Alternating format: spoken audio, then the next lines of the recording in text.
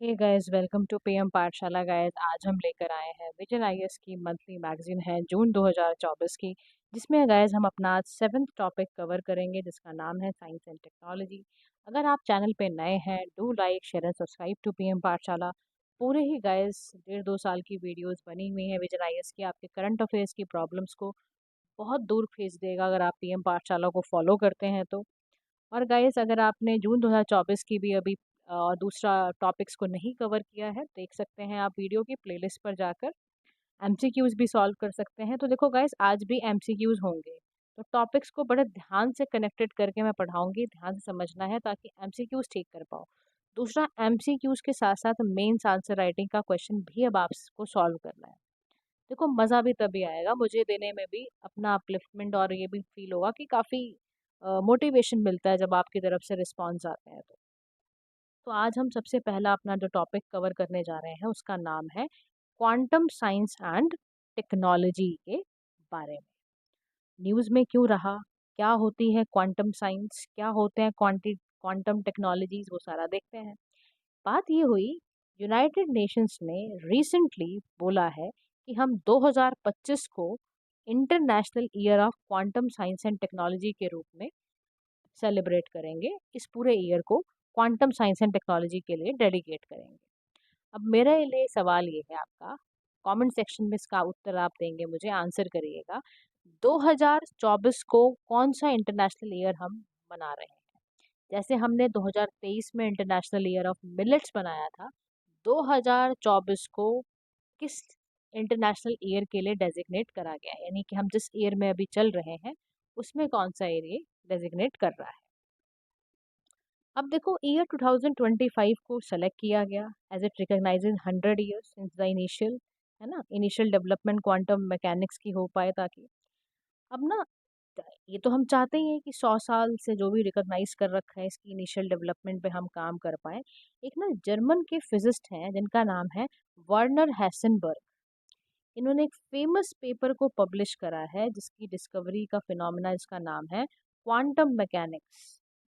यानी ये एक ऐसा ग्लोबल इनिशिएटिव है जिसमें ये चाहता है नेशनल कैपेसिटीज़ को इन्हांस करना, स्ट्रेंथन करना बेसिक साइंसेस और साइंस एजुकेशन में। ये भी हाईलाइट करता है कि हम क्वांटम साइंस के कंट्रीब्यूशन को हाईलाइट करें।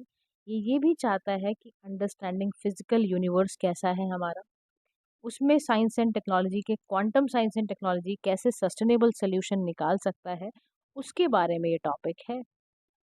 अब देखो, आगे समझते हैं कि क्वांटम मैकेनिक्स या उसकी की एप्लीकेशंस होती क्या है।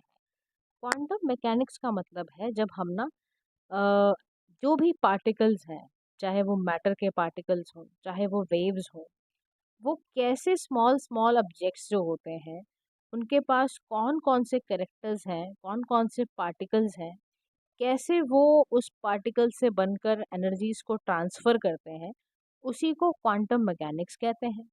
फिजिक्स की ये टर्म है क्वांटम। क्वांटम का एक सीधा सा मतलब है एक स्मॉल पॉसिबल डिस्क्रीट यूनिट जिसकी फिजिकल प्रॉपर्टी होती है। एग्जाम्पल के तौर पर अगर हम एटम की प्रॉपर्टी की बात करते हैं, या एटॉमिक, जो सब एटॉमिक पार्टिकल्स आपके इलेक्ट्रॉन, न्यूट्रॉन्स, प्रोटॉन्स होते हैं, इनकी फिजिकल प्रॉपर्टी की जब हम बात करते हैं तो उसको हम क्वांटम कहते हैं। तो आपको बात समझ आ रही है? क्वांटम एक तरह की यूनिट है जिसमें हम फिजिकल प्रॉपर्टी के बारे में उसकी बताते हैं। अब ये समझते हैं कि क्वांटम कंप्यूटिंग और साइमुलेशंस क्या होता है। एक ये शब्द यूज करेगा कि एक क्यूबिट यूज करता है क्वांटम कंप्यूटिंग को निकालने के लिए, जिसको बोला जाता है सब एटॉमिक पार्टिकल्स। ये बेसिक यूनिट है, इंस्टेड ऑफ बाइनरी बिट्स, ये बेसिक यूनिट ऑफ इंफॉर्मेशन को हम क्वांटम कंप्यूटिंग कहते हैं। अच्छा, अब ये सवाल उठता है कि कहाँ कहाँ किन किन एरियाज में यूज होता है। देखो, ये हेल्थ केयर और वेलबींग में बहुत यूज होता है। जो क्वांटम फोटोनिक्स है ना, ये एडवांस लेवल पर मेडिकल इमेजिंग और डायग्नोसिस करता है। क्वांटम फोटोनिक्स की मदद से आप बहुत ज़बरदस्त लेवल पर डिजीज़ को डायग्नोस कर पाओगे। आप समझ लो, जितने भी हम ऐसी रेयर डिजीज़ की बात करते हैं, या हम बात करते हैं कुछ ऐसे डिसऑर्डर्स का जिनका डायग्नोसिस कैंसर ही है, मान लो किसी को थर्ड स्टेज पे पता चल रहा है, या किसी को लंग इन्फेक्शन है, वो थर्ड स्टेज पे जाके पता चल रहा है, तो वो तो बंदा मर ही जाएगा। अब ये क्या कर रहा है, क्वांटम कंप्यूटिंग हेल्थ केयर में समझ लो आप मिरेकल की तरह है ये, क्योंकि इसी की मदद से नई वैक्सीन और ड्रग्स भी बनेगी। देखो, एक तो डायग्नोस बहुत अच्छा करेगा, दूसरा इसकी वजह से न्यू वैक्सीन और ड्रग्स में भी ये इतना मददगार है ये। तो सोचो आप कितनी हेल्प कर रहा है। फिर क्वांटम कंप्यूटिंग जब आर्टिफिशियल इंटेलिजेंस के साथ मिल जाती है, तो ये वास्ट अमाउंट ऑफ डेटा को प्रोसेस करती है और बहुत सारी जो कॉम्प्लेक्स कैलकुलेशंस होती हैं उसको भी ये प्रोसेस कर लेती है, क्योंकि इसने एआई भी मिक्स कर दिया, तो ये भी बड़ा फायदा हो गया। अब क्या है, हमारे देश में लॉजिस्टिक्स एंड सप्लाई चेन को लेकर आप जानते ही हो, हम बहुत परेशान रहते हैं। हमारा लॉजिस्टिक सिस्टम अच्छा नहीं है, जिसकी वजह से हमारा कई जगह पे रेटिंग खराब होती है ना। अब इस कॉम्प्लेक्स फिनोमिना को, ऑप्टिमाइजेशन प्रॉब्लम को सॉल्व करने के लिए रूट प्लानिंग करना, इन्वेंटरी मैनेजमेंट करना, अगर हम इसको क्वांटम की मदद से करते हैं, यानी कि वो एक एक चीज़ को देखो, क्वांटम मैकेनिक्स करता क्या है। क्वांटम मैकेनिक्स आपको हर तरह की बेसिक यूनिट ऑफ इंफॉर्मेशन देगा, छोटी से छोटी इंफॉर्मेशन देगा आप, क्योंकि क्यूबिट्स क्या होता है, सब एटॉमिक पार्टिकल्स का एक पार्ट होता है। तो वो इतनी इन्फॉर्मेशन इतना ज़बरदस्त कर देगा, यानी कि आप देखो, क्वांटम कंप्यूटिंग एंड सिमुलेशन का मदद चाहे हेल्थ केयर सेक्टर हो, क्वांटम कंप्यूटिंग एआई के साथ मिलके भी बहुत अच्छा काम कर रहा है, लॉजिस्टिक्स में भी, सप्लाई चेन में भी बहुत मददगार है। फिर ये कहता है कि अगर हम चलते हैं क्वांटम के कम्युनिकेशंस पर, तो it includes post quantum cryptography, जैसे क्वांटम प्रूफ क्रिप्टोग्राफी या क्वांटम की डिस्ट्रीब्यूशंस है। तो क्वांटम की डिस्ट्रीब्यूशंस क्या है, ये कई सारी फोटॉन्स की सीरीज को यूज करता है, ताकि आपके सीक्रेट या कोई रैंडम सीक्वेंस, जिसको हम की कहते हैं, वो आराम से इंफॉर्मेशन को फैला पाए। तो यानी कि आप यहाँ ये समझ सकते हो कि क्वांटम कम्युनिकेशन भी अच्छा करता है।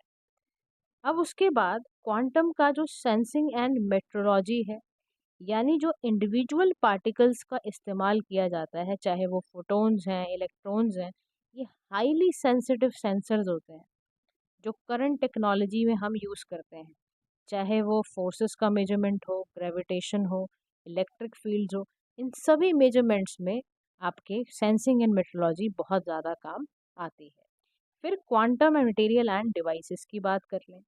डिज़ाइन एंड सिंथेसिस जो क्वांटम मटेरियल्स का है, सुपर कंडक्टर्स हैं, नोवल सेमीकंडक्टर स्ट्रक्चर्स हैं, टोपोलॉजिकल मटेरियल है, फैब्रिकेशन है क्वांटम डिवाइसेस का। यानी कि यहाँ पर क्या कह रहा है ये कह रहा है कि क्वांटम को आप सुपर कंडक्टर्स में भी इस्तेमाल कर सकते हो।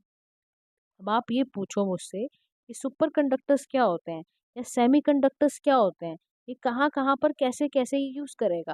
देखो, सुपर कंडक्टर क्या है, एक ऐसा मटेरियल है जब आप उसको एक क्रिटिकल टेम्परेचर पे जाके कूल करते हो और वहीं से इलेक्ट्रिसिटी कंडक्ट कराते हो, जहाँ पर कोई एनर्जी का लॉस ना हो, परफेक्ट कंडक्टिविटी हो, तो उसको सुपर कंडक्टर हम कहते ही हैं। जहाँ पर आसानी से इलेक्ट्रिक करंट फ्लो हो पाए, उसी को सुपर कंडक्टर कहते हैं।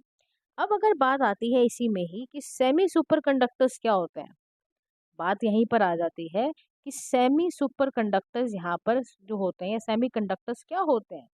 तो यहाँ पर हमें समझना है कि सेमी कंडक्टर्स जो होते हैं हमारे, वो बेसिकली एक तरह से मटेरियल हैं जो कि इलेक्ट्रिकल सर्किट में यूज़ किए जाते हैं, ताकि ये भी पार्शली इलेक्ट्रिसिटी को कंडक्ट कर पाएँ। बात समझ रहे हो, ऐसे मटेरियल जो कंडक्टर्स और नॉन कंडक्टर्स के बीच में चल के काम करें, तो इसी को हम क्या कह देते हैं, आपका दिस योर सेमीकंडक्टर स्ट्रक्चर्स, ये सब यूज हो रहे हैं। अब क्वांटम इंजीनियरिंग क्या है, ये एक leading more energy efficient affordable solar cells हैं, लो इमिशन एलईडी लाइट सोर्सेज हैं। इससे क्या होता है, अगर हम कोई भी लॉन्ग टर्म क्लाइमेट मॉडल की एक्यूरेसी को इम्प्रूव करना चाहते हैं, तो क्वांटम इंजीनियरिंग बहुत अच्छा काम है। तो क्वांटम इंजीनियरिंग में बच्चों को, जैसे कुछ बच्चे ना क्वांटम इंजीनियरिंग भी करते हैं, उनको क्या सिखाया जाता है कि ऐसी चीज़ें बनाओ, ऐसी वस्तुएं बनाओ जिसमें एनर्जी सेव हो, जैसे सोलर सेल अफोर्डेबल भी बनाओ, लो इमिशन भी करें, ऐसा एलईडी बल्ब बनाओ।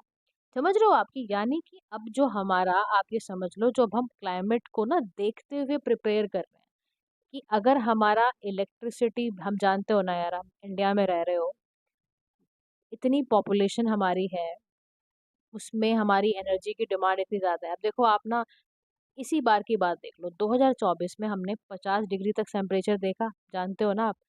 इस टेम्परेचर में आपने ये भी सुना कि भाई एसी फट रहे हैं, है ना, क्योंकि सर्किट उड़ जा रहे हैं, है ना? और इसके बाद क्या हो रहा है कि भई इलेक्ट्रिसिटी की बहुत ज़्यादा यूनिट्स खपत हो रही है। तो उस चीज़ को एफ़िशिएंट वे में लेकर आना बहुत ज़रूरी है। तो इसीलिए कहा जा रहा है कि क्वांटम इंजीनियरिंग उस चीज़ को आसान करेगी। बात समझ रहे हो? तो इतना ज़रूरी है क्वांटम कम्युनिकेशन करना। अब कहाँ-कहाँ पर इंडिया इसके लिए क्या-क्या इनिशिएटिव ले रहा है, उसको हम देखते हैं। तो सबसे पहले इसमें है नेशनल क्वांटम मिशन 2023, जिसका काम क्या है? सीड करना, नर्चर करना, साइंटिफिक एंड इंडस्ट्रियल R&D करना और एक वाइब्रेंट इनोवेटिव सिस्टम लेकर आना क्वांटम टेक्नोलॉजी का। अब क्वांटम जो है ना, ये साइंस एंड टेक्नोलॉजी को भी अच्छा करता है। ये रिसर्च प्रोग्राम है to build quantum app capabilities. ऐसे ही क्वांटम कंप्यूटिंग एप्लीकेशन लैब भी है, जिसमें हम एक्सेलरेट करें, quantum computing led research development करें। तो नेशनल मिशन ऑन जो आपका क्वांटम टेक्नोलॉजी एप्लीकेशन है या quantum computer simulator tool kit है, ये सारे के सारे इनिशिएटिव लिए गए हैं हमारे देश द्वारा, ताकि हमारे देश में क्वांटम टेक्नोलॉजी का यूज ज़्यादा से ज़्यादा बढ़े। आप समझ रहे हो? देखो यार, हमारी इंडस्ट्रीज में रिसर्च एंड डेवलपमेंट बहुत ज़रूरी है, साइंटिफिक डेवलपमेंट हमारी बहुत ज़रूरी है।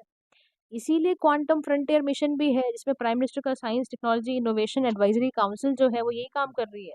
इसीलिए याद रखना, ये पेपर में प्रीलिम्स में पूछेगा आपसे। क्या पूछेगा कि डेडिकेटेड लैब एंड सेंटर्स को मिलिट्री इंजीनियरिंग इंस्टीट्यूट कहाँ है? तो माओ मध्य प्रदेश ध्यान रखना है आपको।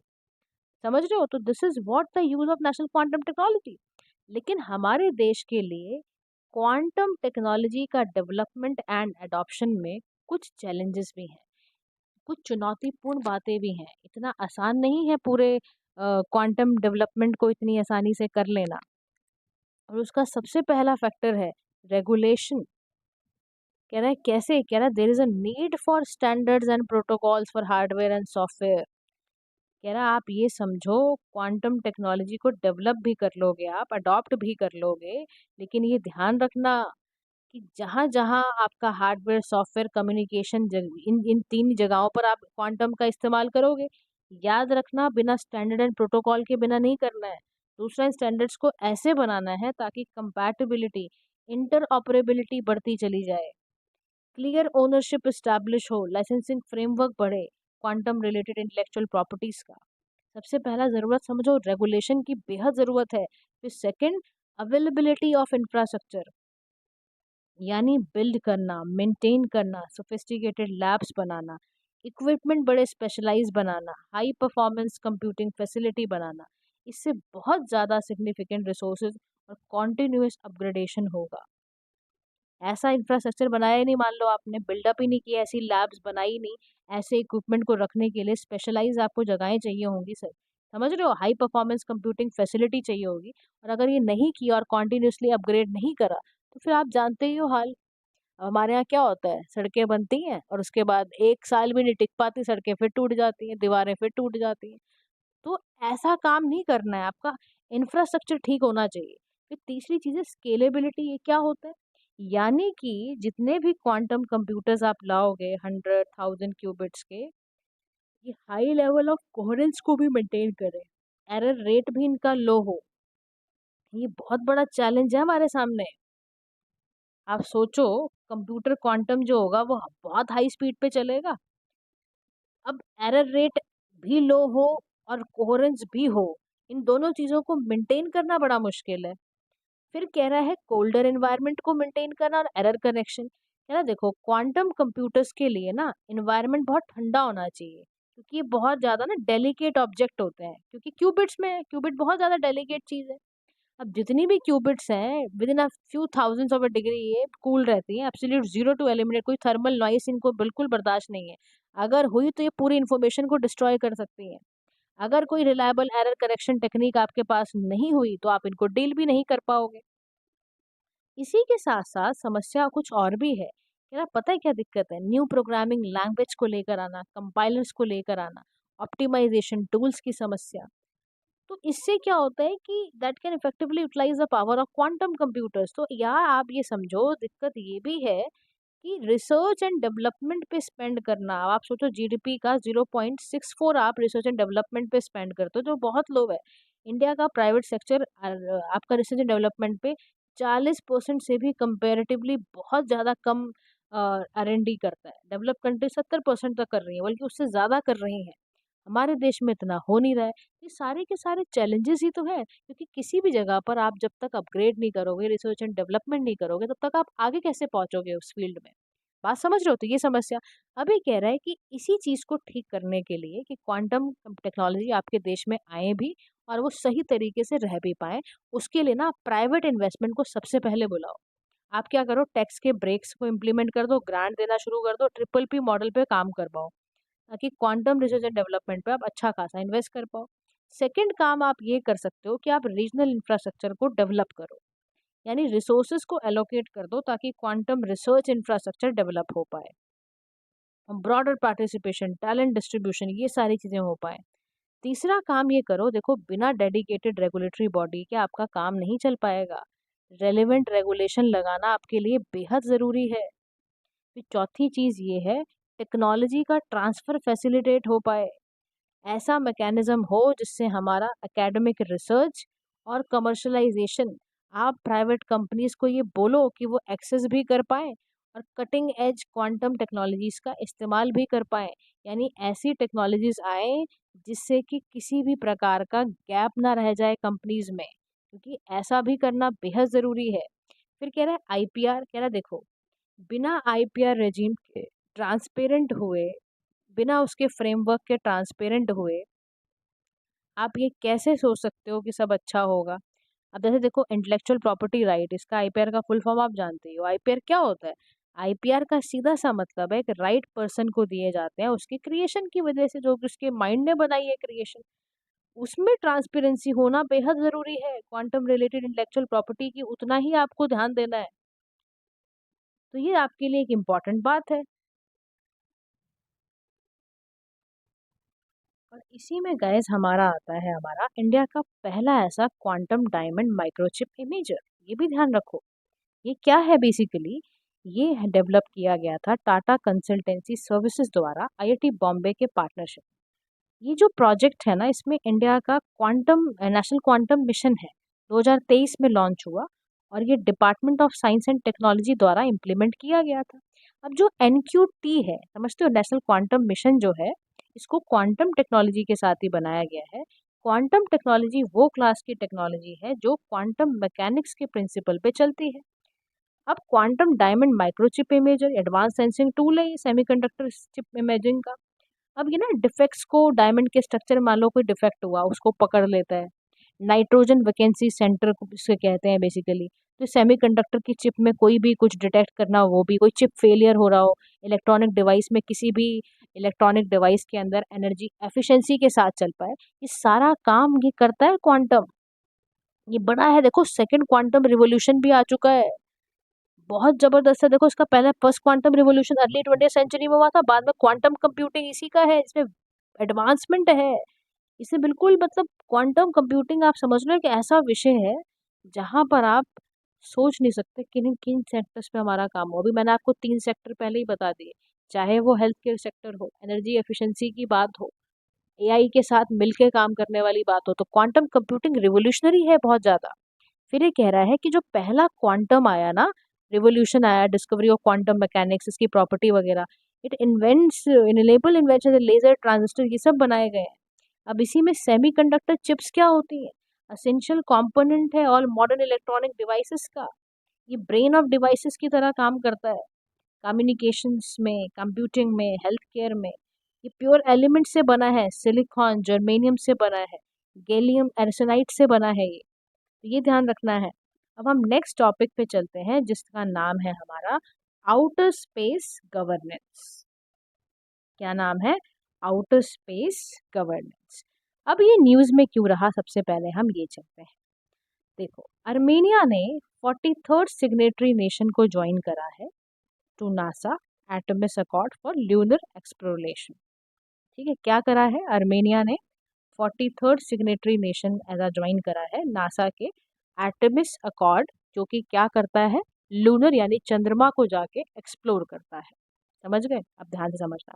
देखो, इसी में कितने सारे फैक्ट्स आ गए, ऐसे ही याद करा करो। एटमिस अकॉर्ड आया, पता चला जी नासा का प्रोग्राम है, क्या करने के लिए, चंद्रमा को एक्सप्लोर करता है, लूनर एक्सप्लोरेशन करता है। किस कंट्री ने ज्वाइन किया? अर्मेनिया ने ज्वाइन करा।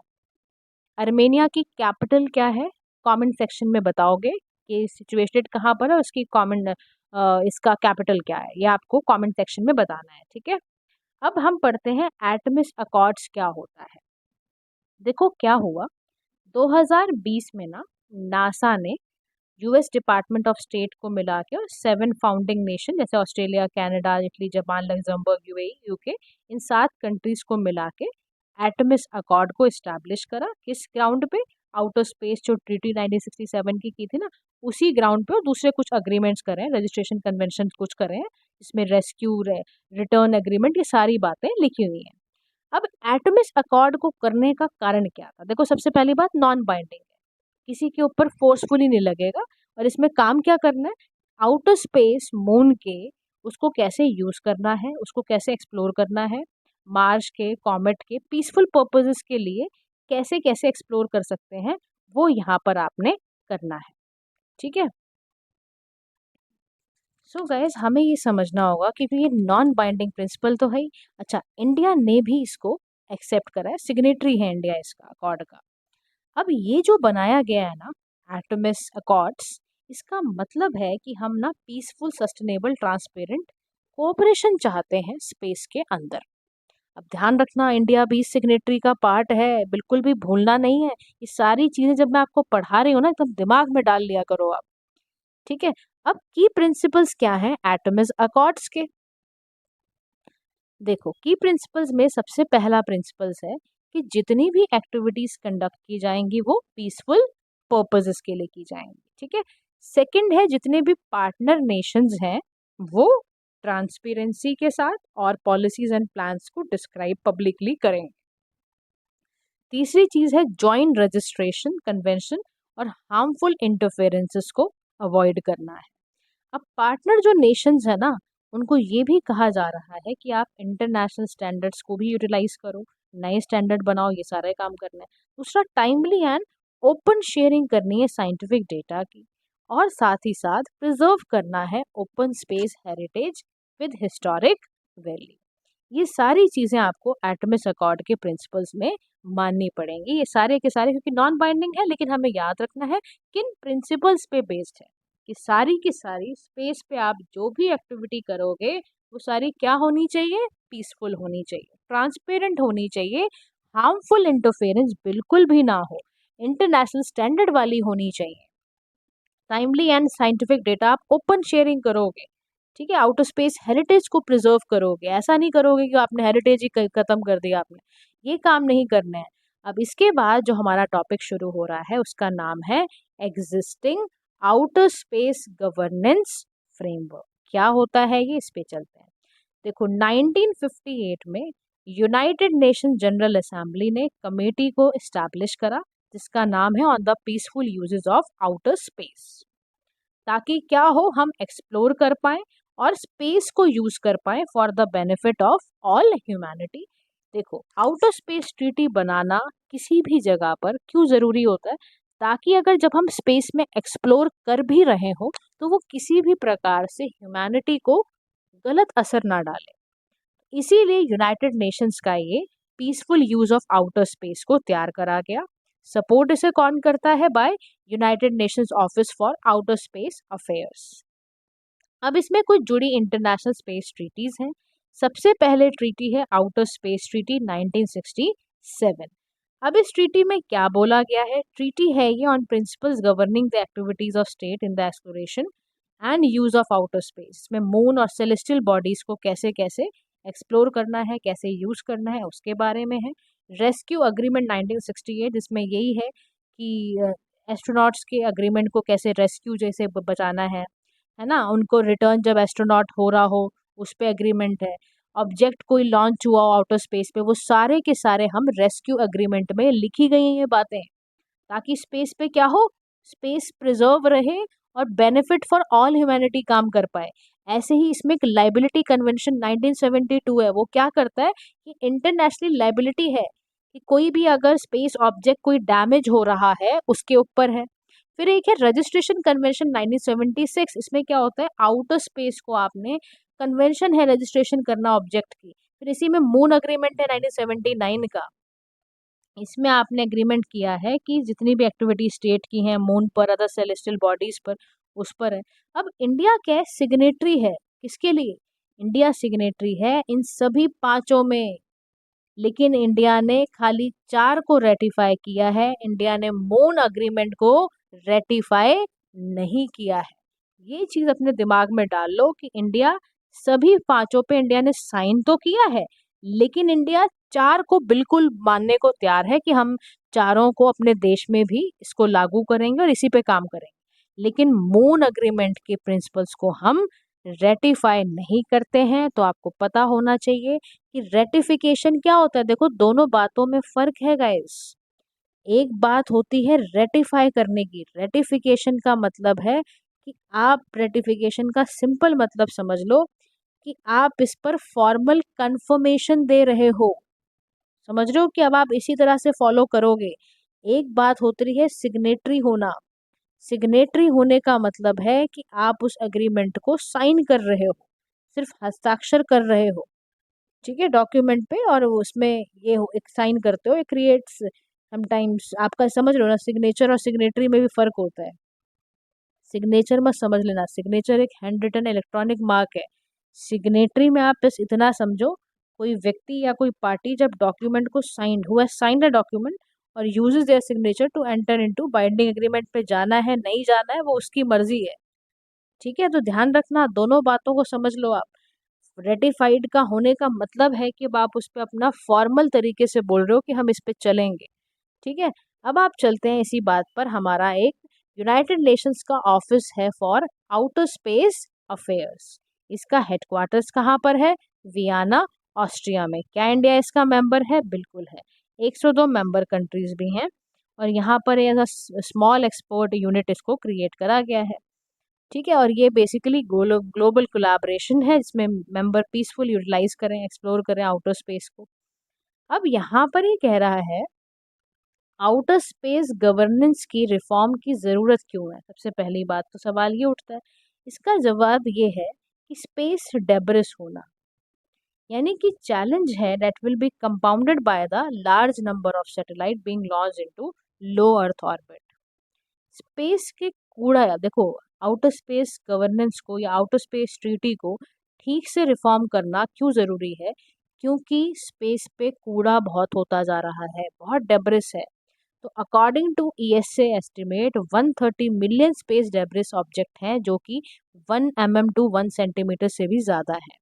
तो this is not at present an international mechanism और बॉडी जो मॉनिटर करती हो, बल्कि ये इस पर अच्छे तरीके से ऐसा कुछ सिस्टम क्रिएट करें जिसमें हमारे को इसे हटाना है, क्योंकि इतना सादा हो चुका है। अभी 130 मिलियन स्पेस डेब्रिस ऑब्जेक्ट हैं। फिर रिसोर्स एक्टिविटीज पे देखो, कह रहे कोई भी अग्रीड इंटरनेशनल फ्रेमवर्क नहीं है स्पेस रिसोर्स एक्सप्लोरेशन एक्सप्लॉयटेशन वगैरह ऑल पे। स्पेस माइनिंग एक मेजर फोकस एरिया है कमर्शियल स्पेस एक्टिविटी का कमिंग डिकेड्स में। तो कहाँ से करोगे फिर स्पेस माइनिंग? फ्यूचर इम्प्लीमेंटेशन तो तब कर पाओगे ना जब आप इस पे, कोई अग्रीड इंटरनेशनल फ्रेमवर्क तो है ही नहीं। आपने कुछ बना रखा है कि स्पेस को कितना एक्सप्लोर कर सकते हो, कितना एक्सप्लॉइट कर सकते हो? धरती को तुम वैसे ही गंदा कर चुके हो, स्पेस को तुम और कूड़ा बनाओ। फिर स्पेस का ट्रैफिक कोऑर्डिनेशन कैसे करोगे भाई? इतनी सारी कंट्रीज वहां जाके कूद गई हैं अभी। तो एट प्रेजेंट नेशनल लेवल पे, रीजनल लेवल पे स्पेस ट्रैफिक बहुत ज्यादा है। तो इसके कोऑर्डिनेशन है ही नहीं कंट्रीज का आपस में, तो कहाँ से फिर क्या होगा? कॉम्प्लेक्स एनवायरनमेंट बन जाएगा। फिर चौथी चीज है कॉन्फ्लिक्ट इन आउटर स्पेस को प्रिवेंट करना, यानी additional normative frameworks are very much required. तो मेजर चैलेंज है स्पेस सिक्योरिटी में is the dual use nature of many capabilities. कोई भी सैटेलाइट जो नहीं ठीक से कर पाएगी तो वो दूसरी सैटेलाइट्स को कॉन्फ्लिक्ट में लाएगी, डिस्ट्रॉय कर देगी। फिर नेक्स्ट है increase in the number of satellite launches. Exponential increase है सैटेलाइट लॉन्चेस में over the past decade. Government और प्राइवेट सेक्टर पार्टिसिपेशन दोनों का है। तो एग्जाम्पल के तौर पर कह रहा है कि नंबर ऑफ सैटेलाइट जो है वो have been increasing at 30% on average every year, हर साल। क्योंकि सैटेलाइट 30% बढ़ती ही जा रही है 2022 के मुकाबले, तो फिर इसको ये कैसे बचाना, रिफॉर्म करना बहुत ज़रूरी है। अब देखो इंडिया इसमें क्या कर सकता है, तो इंडिया ने अपना कोई रोल निभाया है आउटर स्पेस गवर्नेंस को इम्प्रूव करने के लिए। तो पहला चीज उसके लिए कह रहा है कि बेटर इम्प्लीमेंटेशन एग्जिस्टिंग फ्रेमवर्क को प्रमोट करने के लिए, क्योंकि इंडिया क्या है, मेजर इंटरनेशनल अग्रीमेंट की पार्टी है और इसके पास पूरी कैपेसिटी बिल्डिंग है डेवलपिंग कंट्रीज को डेवलप करने के लिए। फिर एक क्रिएट स्पेस डोमेन अवेयरनेस है जिसमें कि आपको ट्रस्ट कोऑपरेशन को फोस्टर करना है। तो फॉर इंस्टेंस इंडिया ना कोलैबोरेट करता है with various space faring nations, चाहे वो यूएस हो, रशिया हो, फ्रांस हो, दूसरी पार्टनरशिप हो उनके साथ। तो वे फॉरवर्ड में कहा जा रहा है यूनाइटेड नेशंस ने अपने पॉलिसी में डॉक्यूमेंट ब्रीफ किया जिसका नाम है for all humanity the future of outer space governance. इसमें क्या क्या रिकमेंडेशन दी है, पहली रिकमेंडेशन दी है कि हमारे पास न्यू ट्रीटी होनी चाहिए for piece and security. United Nations कह रहा है कि भाई साहब अब कर लो, समय आ चुका है, आर्म्स रेस को बहुत प्रिवेंट करने की जरूरत है। हर कोई हथियार बनाने के लिए स्पेस में पहुंच रहा है, आउटर स्पेस में, उसकी सुरक्षा भी तो हमें ही करनी पड़ेगी। फिर दूसरा स्पेस का डेब्रिस रिमूवल, बहुत सारे नॉर्म्स एंड प्रिंसिपल्स हैं आपके स्पेस डेब्रिस रिमूवल के लिए। फिर स्पेस का ट्रैफिक कैसे मैनेज होगा, ये भी एक बात है। फिर स्पेस पे रिसोर्स, आपकी रिसोर्स एक्टिविटीज बहुत ज़्यादा हो रही हैं, एक्सप्लोरेशन, एक्सप्लोइटेशन, ये सारी चीज़ें। अब इंक्लूसिवनेस ऑफ मेंबर स्टेट्स क्या कह रहे हैं, to consider how to facilitate the participation of commercial actors, civil society, ये सारा का सारा काम। तो कह रहे हैं कि वे फॉरवर्ड में ये साफ तरह से यूनाइटेड नेशंस का ध्यान है कि सभी ह्यूमैनिटी को बचाने के लिए आउटर स्पेस की गवर्नेंस को ठीक करना, आउटर स्पेस की ट्रीटी को रिफॉर्म करना बेहद ज़्यादा ज़रूरी है। Now guys move to the next topic जिसका नाम है हमारा ट्रांस फैट एलिमिनेशन। देखो ये एक ऐसा टॉपिक है, लगभग हर मैगजीन में कहीं ना कहीं से आपको ट्रांस फैट के बारे में जानने को ज़रूर मिलेगा। और इसका कारण गाइस बिल्कुल साफ है, क्योंकि ट्रांस फैट से डब्ल्यूएचओ बहुत परेशान है। क्यों है इसके बारे में जानते हैं। डब्ल्यूएचओ ने अपनी अभी एक रिसेंट ना पब्लिश करा 5th milestone report on progress towards global trans fat elimination पे, कवरिंग द पीरियड फ्रॉम 2018 से 23 का एक पीरियड लिया है।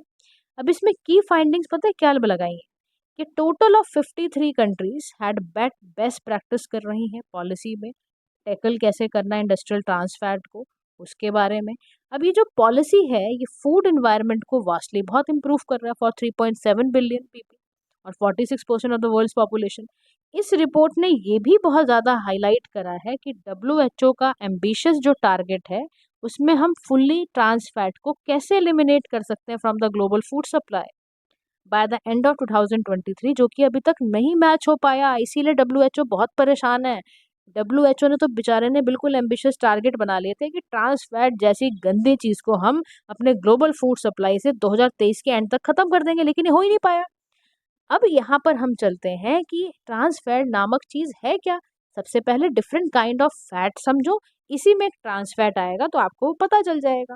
देखो फैटी एसिड जो होता है वो क्या होता है, फैटी एसिड एक बिल्डिंग ब्लॉक है फैट का। इसमें कार्बन और एक हाइड्रोजन एटम की लॉन्ग चेन होती है। अब एसेंशियली जो फैटी एसिड होता है ये हर ह्यूमन बॉडी को चाहिए, फूड से उसको मिलता है, लेकिन इसी में कुछ फैट बहुत ही हार्मफुल होते हैं। तो इसी के लिए वो बताएगा, देखो हार्मफुल होते हैं तो कैसे कैसे हार्मफुल होते हैं। देखो सबसे पहले आपको मैं अनसैचुरेटेड फैट के बारे में बताती हूँ। अनसैचुरेटेड फैट को गुड फैट भी कहा जाता है। क्यों, क्योंकि आपको नट्स में, एवोकाडोज में, अद वेजिटेबल्स में मिलेंगे। अब क्या होता है, इनका जो मॉलिक्यूलर स्ट्रक्चर है ना वो क्योंकि अनसैचुरेटेड है, जिसकी वजह से ये कैलोरीज को लोअर इन कैलोरीज होता है ये, अदर देन दूसरे फैट जब आप कहते हो। क्योंकि देखो इसमें कैलोरी कम है, कैलोरी भी कम क्यों है, क्योंकि उसका मॉलिक्यूलर स्ट्रक्चर अनसैचुरेटेड होता है। तो अनसैचुरेटेड फैट को गुड फैट माना जाता है। सेकेंड फैट की टाइप आती है सैचुरेटेड फैट्स। ये ऐसे फैट्स हैं जो मोस्टली आपको एनिमल के प्रोडक्ट्स में मिलते हैं।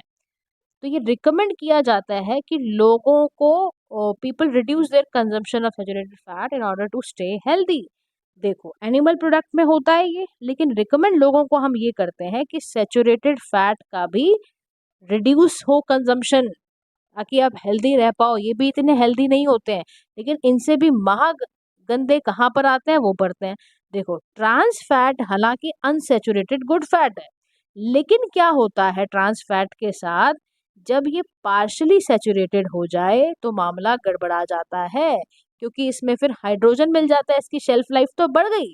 शेल्फ लाइफ तो बढ़ गई, लेकिन ट्रांस फैट आपके बैड कोलेस्ट्रॉल लेवल को बढ़ा देता है, जिसके लिए आपको बोला जाता है ना, हार्ट पेशेंट बन गए आप या कार्डियक अरेस्ट मार गया, वो इसी वजह से मारता है, क्योंकि इसमें ना ये बैड कोलेस्ट्रॉल लेवल को बढ़ा देता है। और इसको साफ साफ कहा गया है, इसको अवॉइड करना चाहिए। तो ये 3 तरह के आपके सामने फैट्स हैं।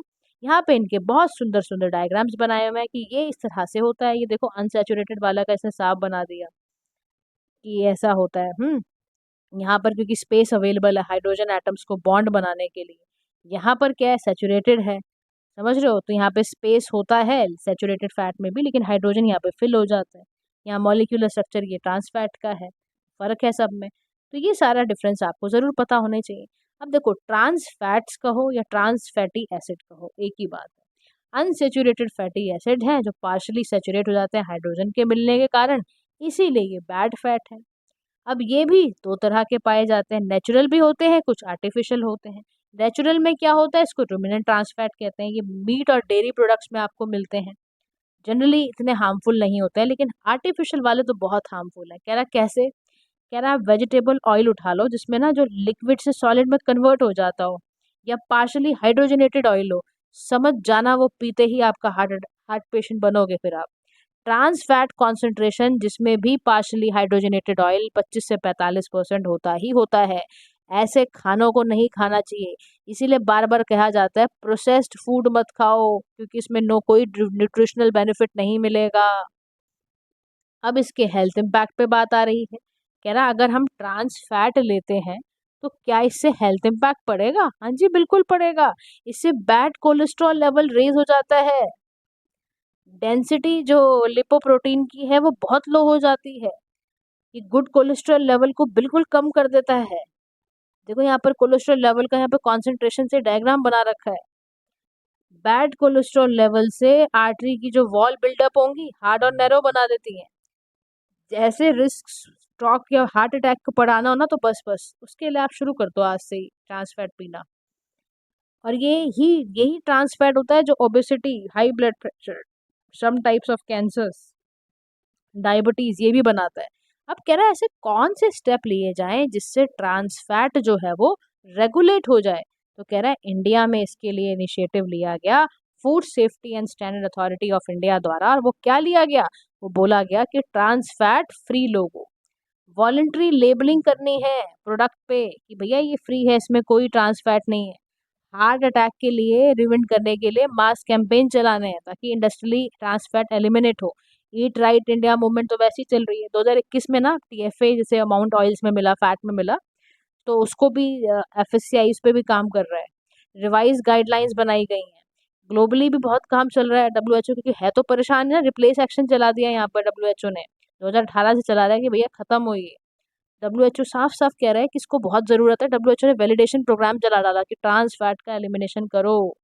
अब रिप्लेस क्या है, रिप्लेस का फुल फॉर्म है एक्शन पैकेज है। इसका मतलब होता है review, promote, legislate, assess, create and enforce. ये करना पड़ेगा तभी ट्रांस फैट हटेगा पूरा ग्लोबली। अब इसमें एक ऑर्गेनाइजेशन आई, food safety and standard authority of India, FSCI. इसका काम क्या है, इसका काम यही है लोगों तक हेल्दी खाना पहुंचाना। Ministry of health and family welfare के अंदर आता है। स्टेचुटरी बॉडी एक्ट के द्वारा बनाई गई है, ठीक है। चैलेंजेस क्या है, एलिमिनेट करना आसान नहीं है, ट्रांस फैट को दुनिया से हटाना बड़ा मुश्किल काम है। कह रहा क्यों, कह रहा फूड इंडस्ट्री में इसका बहुत यूज़ होता है। कह रहा किस वजह से, कह रहा इसकी लॉन्ग शेल्फ लाइफ है, क्योंकि ट्रांस फैट चीपर होता है, उसके ऑल्टरनेटिव महंगे हैं। इन्फोर्समेंट पॉलिसीज़ का बहुत पुअर है। बहुत सारी कंट्रीज़ ने अभी ये प्रैक्टिस ही शुरू नहीं की कि एलिमिनेट हम करेंगे। तो ट्रांस फैट को हटाना बहुत बड़ा चैलेंज है, रेगुलेट इसका आसान नहीं है। फिर कंज्यूमर का प्रेफरेंस है, कंज्यूमर कौन सा कम है, उसको प्रोसेस फूड के पीछे वो भागता है, मैं तो प्रोसेस फूड खाऊंगा। अब कैसे रोकोगे आप किसी को प्रोसेस फूड खाने से, जिसकी चॉइस ही बन गई हो प्रोसेस फूड खाने की। अब आप बताओ प्रोसेस फूड में आप क्या क्या चीज़ें खाते हो। जैसे देखो आपके प्रोसेस फूड में क्या क्या आता है, आपका ये ब्रेकफास्ट सीरियल्स हो गए, चीज़ हो गई, ब्रेड हो गई, सब खाते हो आप, केक बिस्किट खाते हो ना। मीट वीट खाते हो, क्रिस्प्स, ये सब आप पाइस पेस्ट्री, सब में होता है ये ट्रांस फैट, लगा लो आप, ये सारे प्रोसेस फूड है। तो वे फॉरवर्ड में कह रहा है इसको एलिमिनेट करने का सबसे बड़ा तरीका है पॉलिसी फ्रेमवर्क बनाओ आप। जितनी भी कंट्रीज हैं shall enact best practice policies. जितनी भी कंट्रीज हैं उनको बोला जाए कि वो स्ट्रेंथन करें mechanism to monitor and enforce the policies so that they become eligible for WHO validation certificates. Enforce करो रेगुलेशंस को। फूड मैन्युफैक्चरर जिसका भी हाई प्रपोर्शन है फैट्स का, ऑयल का, हेल्दियर ऑल्टरनेटिव फैट्स की तरफ ढूंढे। अवेयरनेस है, नच करना, तो बहुत, नच का मतलब होता है कोनी मारना, किसी को प्रमोट करना, मोटिवेट करना कि नहीं खाने, ट्रांस फैट जहर है, वार्निंग देना। सिगरेट पे नहीं लगा होता, सिगरेट के पैकेट पे वार्निंग इमेजेस लगे होते हैं, उसका मुंह किसे खराब हो गया सिगरेट पी पी के, वो ना हो जाए। तो ये बात है। उसके बाद ओमेगा 3 का एक फैटी एसिड आता है, इसके बारे में रिलेटेड न्यूज आई है, तो why should we not study this. देखो, रेगुलर जब आप ना फिश ऑयल सप्लीमेंट्स का यूज करते हो तो वो भी एक रिस्क बन जाता है। उससे भी हार्ट का रिदम इतना जबरदस्त हो जाएगा कि स्ट्रोक मार जाएगा। स्टडीज में पता चला भी ऐसा क्या है, इसको डिजीज को कैसे मैनेज करें। तो फिश ऑयल में पता चला क्योंकि इसमें ओमेगा 3 फैटी एसिड होता है, जिसको हम ना इकोसेपेंटोनिक एसिड कहते हैं, और एक DHA होता है, अनसैचुरेटेड फैट होता है, ये भी फैट मॉलिक्यूल, अनसैचुरेटेड बॉन्ड एक से ज़्यादा होते हैं। अब एसेंशियल फैट क्या है, वो ह्यूमन बॉडी को जो कि unable to make its own, हम जो फैट्स हम खुद नहीं बना पाते हैं अपनी बॉडी में, वो हमें बाहर से लेना पड़ता है। जैसे नट्स हैं, सीड्स हैं, क्यों खाने को बोला जाता है, क्योंकि भाई इससे हमें मिलते हैं ये सारे एसेंशियल फैट्स। अब इससे इन्फ्लेमेशन कम होगी, कहीं सूजन हो गई हो, कोई लोअर ब्लड प्रेशर का इशू हो, कोई एक्स्ट्रा कैलोरी की ज़रूरत हो, ये सब में बहुत अच्छा है। ब्रेन हेल्थ को अच्छा रखने के लिए नट्स वगैरह खाने चाहिए। जो आपके पॉलीसैचुरेटेड फैट एसिड होते हैं वो इसी में मिलेंगे आपको, नट्स में, इस तरह की चीज़ों में। Now move to the next topic, that is neglected tropical disease. अब क्या है ये टॉपिक, इसके बारे में देखते हैं। Why it is in the news, सबसे पहले तो यही समझो। देखो, WHO ने ना रिसेंटली एक रिपोर्ट पब्लिश करी है जिसका नाम है global report on neglected tropical diseases 2024। और देखो, चार्ट एक ऐसी 51st कंट्री बन गई है जिसमें से नेग्लेक्टेड ट्रॉपिकल डिजीज एलिमिनेट हो गई है। यानी जैसे स्लीपिंग सिकनेस होता है, ये सब एलिमिनेट हो गया है। अब इस रिपोर्ट में हाईलाइट क्या किया है, ये देखो, WHO की रिपोर्ट है, ये भी ध्यान रखना, रिपोर्ट निकाल कौन रहा है, WHO की रिपोर्ट है। इस रिपोर्ट में हाईलाइट ये करके बताया गया है कि ट्रॉपिकल डिजीज के बारे में कि 2021 से 2030 तक क्या क्या रहा, मेजर प्रोग्रेस क्या रही। तो देखो, इसने ना परसेंटेज तो रिड्यूस हो गया, 1.62 पीपल जो हैं रिक्वायर्ड इंटरवेंशन, और रिडक्शन वेक्टर बॉर्न डिजीज का रिडक्शन हुआ है परसेंटेज लोगों का जिनको नेग्लेक्टेड ट्रॉपिकल डिजीज हो जाती थी। 100% एक्सेस, क्योंकि बड़ा बेसिक वाटर सप्लाई का बड़ा सैनिटेशन अच्छा हुआ है, हाइजीन अच्छा हुआ है, और उम्मीद है कि आने वाले समय में ये नेग्लेक्टेड ट्रॉपिकल डिजीज 2030 तक बिल्कुल खत्म हो जाएगा।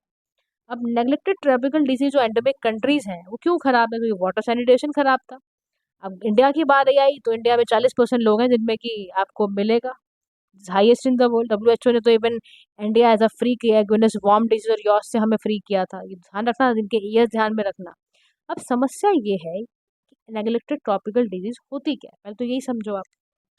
देखो, डाइवर्स ग्रुप ऑफ कंडीशंस हैं जो कि ट्रॉपिकल एरियाज में प्रिवलेंट है। यानी वेराइटी ऑफ जो पैथोजेंस हैं, जैसे वायरस है, बैक्टीरिया है, पैरासाइट्स हैं, फंगी है, टॉक्सिन्स है, ये उसमें होता है। ये नेग्लेक्टेड क्यों है, क्योंकि they are almost absent from the global health agenda, से इनको बिल्कुल दूर रखा गया, इनमें फंडिंग नहीं लगाई गई है, और ये ना लोगों का ना स्टिग्मा भी है, सोशली एक्सक्लूड कर देते हैं। अब ऐसे क्या ही, हुकवॉर्म है, डेंगू है, कालाजार है, ट्राइकोमा है, ये सारी की सारी neglected disease. India has a world's largest absolute burden in 10 major diseases का। अब NTD यानी कि neglected tropical disease has technically ranked very low, global health policy के अंदर था ही नहीं पहले ना, तो बाद में सस्टेनेबल डेवलपमेंट गोल्स आए तो उनमें लगाया गया। अब नेग्लेक्टेड ट्रॉपिकल डिजीज देखो कौन कौन सी यहाँ पर लगाई गई है, यहाँ पर बताया भी, देखो, चाहे वो हेलिमेंथ वाली हो, चाहे प्रोटोजोआ वायरल हो, नॉन इन्फेक्टियस हो, फंगल हो, बैक्टीरियल, सब तरह की हैं।